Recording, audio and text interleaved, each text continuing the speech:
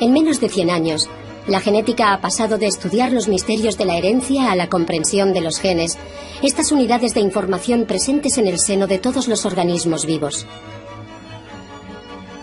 Pero esta historia comenzó mucho antes que la palabra gen existiera. Desde siempre se sabe que los perros procrean perros y no gatos. Muy pronto surgió la pregunta de qué controlaba los caracteres hereditarios de una generación a otra. Durante mucho tiempo, todo lo que supimos hacer fue criar a los animales y observar su descendencia para intentar comprender cómo algunos caracteres se transmitían de padres a hijos. Actualmente estudiamos los genes a la manera de los naturalistas, quienes hace 100 años recorrían el mundo para observar la variedad de las especies. En mi opinión, si la teoría de Darwin suscitó tantas controversias, fue porque, de pronto, el hombre se convertía en un animal como cualquier otro. Podríamos decir que, de alguna manera, Darwin deshumanizó al hombre. Lo que la biología moderna señaló es que la mayoría de los caracteres que hasta ese momento eran considerados como típicamente humanos, como por ejemplo el lenguaje o la facultad de utilizar herramientas, también se encuentran en otras especies como por ejemplo los monos grandes. Hoy en día, humanizamos a las otras especies animales, lo que, sin lugar a dudas, disminuye la singularidad de la especie humana. El problema es que la teoría de la evolución de Darwin se publicó en 1859. Y en el fondo, Darwin no sabía lo que ocurría cuando entre dos se crea un tercero. Aunque Darwin intenta explicar la evolución sin saber lo que ocurre cuando hay una transmisión entre los padres y los hijos. Era una tarea imposible. Si los trabajos de Darwin encontraron un eco inmediato, las investigaciones de Gregor Mendel fueron ignoradas durante mucho tiempo. Sin embargo, los trabajos de este botanista checo, publicados en 1865, sentaron las bases de la genética. Mendel partió del estudio de las plantas, de la observación de sus caracteres, del color de las semillas o de la forma de las hojas.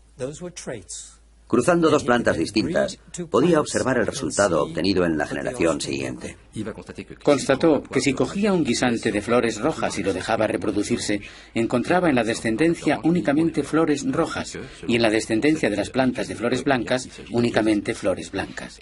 Dedujo que, según el concepto habitual, se trataba de dos especies y se preguntó si podía perturbar la herencia de estas especies poniéndolas en contacto. Y eso está claro que pudo hacerlo. Impidió a la planta de autofecundarse. Tomó el polen de una, lo puso en la otra y obtuvo un híbrido. E imaginó que la herencia iba a estar considerablemente perturbada. Para su gran sorpresa, este híbrido fue del todo normal. Roja, por ejemplo. Después la dejó reproducirse sola. Pues bien, entre las flores encontró 3/4 de rojas y 1/4 de blancas. Es decir, que si la deja reproducirse, continuará a crear descendientes todos con flores rojas. Y después, la mitad del total, que es todavía un híbrido, es decir, que si la deja reproducirse, se va a encontrar con 3/4 de rojas y 1/4 de blancas. De hecho, Mendel, ¿qué nos dejó? Nos dejó las leyes de transmisión de los caracteres. Explica cómo, con genes inmutables, podemos obtener una gran variedad por una recombinación de diferentes genes.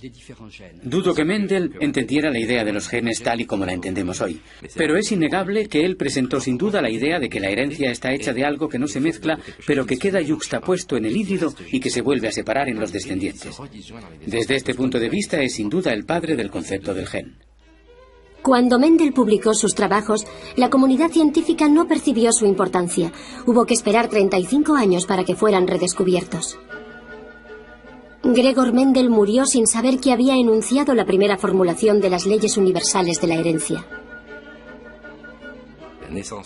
El nacimiento propiamente dicho de la genética fue en 1900 con los trabajos de 3 botanistas, de Vries, Correns y Chemark. Y estos 3 botanistas llegaron a los mismos resultados que Mendel y entonces los publicaron. Si los botanistas fueron los pioneros de esta nueva ciencia, fue porque las plantas se prestan especialmente bien al estudio de la herencia. La agricultura las produce en masa y sus caracteres se pueden discernir fácilmente. En 1906 fue William Bateson, un botanista inglés, quien por fin dio nombre a esta nueva disciplina. Propuso el nombre de genética.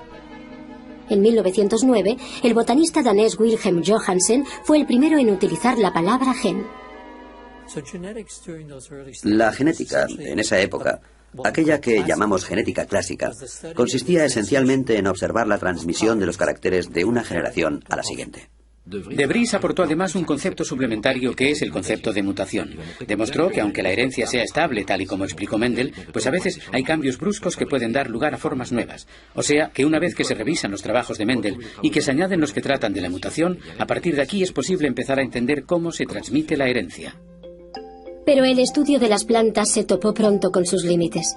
Su ciclo de reproducción era demasiado largo para estos científicos con prisas. Los genetistas se lanzaron a la búsqueda de un organismo simple que se reprodujera rápidamente. Y fue con una mosca que la genética tomó empuje. A principios del siglo XX, la Drosophila, una pequeña mosca, permitió el estudio de la transmisión de los caracteres de una generación a la siguiente. Ya se sabía que podían aparecer de repente variaciones espontáneas en una determinada población, que se podía encontrar una mosca con alas cortas, otra con alas largas, o incluso una mosca cuyas patas estaban implantadas en la cabeza en lugar de en el cuerpo. Es lo que llamamos mutaciones. La idea era criar a esos animales, dejarles reproducirse para poder estudiar cómo estos caracteres nuevos, estas mutaciones, se transmitían de generación en generación. Y el pionero en este tipo de investigaciones fue Thomas Hunt Morgan. Empezó a trabajar con moscas en 1903-1905 y muy pronto estableció una de las primeras definiciones de genes. Los genes son un elemento que puede ser transmitido intacto de generación en generación y dedujo que los genes son llevados por los cromosomas. La mosca tiene 4 cromosomas. Y Morgan consiguió probar que ciertos caracteres determinados por genes distintos están presentes en tal o cual cromosoma. También descubrió que estos genes están ligados entre sí, lo que significa necesariamente que son llevados por una misma estructura física. Como imagen se representan en ese momento los genes como las perlas de un collar. Morgan fue el primero en establecer que los genes están situados en los cromosomas. Estos bastoncitos microscópicos están presentes en el centro de cada una de nuestras células. Morgan localizó los genes. Incluso ideó el mapa para situarlos en los cromosomas, pero lo ignoraba todo sobre su estructura física. Al mismo tiempo que la genética apenas empezaba a comprender la transmisión de los caracteres hereditarios, en 1944, en un laboratorio americano, un biólogo descubrió por fin la naturaleza de los genes. Oswald Avery y su equipo, trabajando con bacterias, demostraron que el material hereditario es una molécula química, el ácido desoxirribonucleico, el ADN. Si estamos en lo cierto y el ADN es la molécula de la herencia, en ese caso habremos cumplido el sueño de la genética, encontrando lo que ésta buscaba desde hace muchos años. Pero la comunidad científica puso en tela de juicio los resultados de Avery. A los científicos únicamente las proteínas, unas moléculas mucho más complejas, les parecían capaces de ser el soporte de la herencia. No fue hasta 10 años más tarde que James Watson y Francis Crick comprendieron la abertura revolucionaria de los trabajos de Avery sobre la molécula del ADN. El descubrimiento de Oswald Avery fue tan sensacional que no fue creído. De hecho, todo el mérito fue de Crick y de Watson. Fueron de los únicos científicos que dieron crédito a los trabajos de Avery, que demostraron que la herencia se llevaba no por las proteínas, sino por el ADN. Y es por esta razón que a Watson, de joven estudiante, le mandaron a estudiar el ADN, y desde entonces este adquirió una especie de gloria, de nobleza que nadie hubiese imaginado tan solo unos años antes. Aunque seguía sin saberse en absoluto cómo se las apaña el ADN para ser la molécula de la herencia. En 1953, en Cambridge, Watson y Crick, en colaboración con el físico Maurice Wilkins, pusieron al día la estructura del ADN. La historia y el premio Nobel solo han tenido en cuenta el nombre de estos 3 hombres. Sin embargo, fue gracias a los trabajos realizados por Rosalind Franklin, una joven investigadora inglesa, que este descubrimiento vio la luz. La doble hélice resolvió por fin el enigma de la herencia. Cuando se observaba la molécula, inmediatamente había 2 cosas evidentes que permitían comprender su funcionamiento. Para empezar, los elementos químicos que constituyen el ADN se sucedían según un orden diferente a lo largo de esta doble hélice. Esto era algo así como un largo mensaje. Es así que un gen se transforma sencillamente en un segmento de ADN. Se podía coger un cromosoma extremadamente largo y dividirlo en una sucesión de genes. Aquí tenemos uno y aquí otro, y cada gen se distingue de los demás por la sucesión de las unidades químicas que lo constituyen.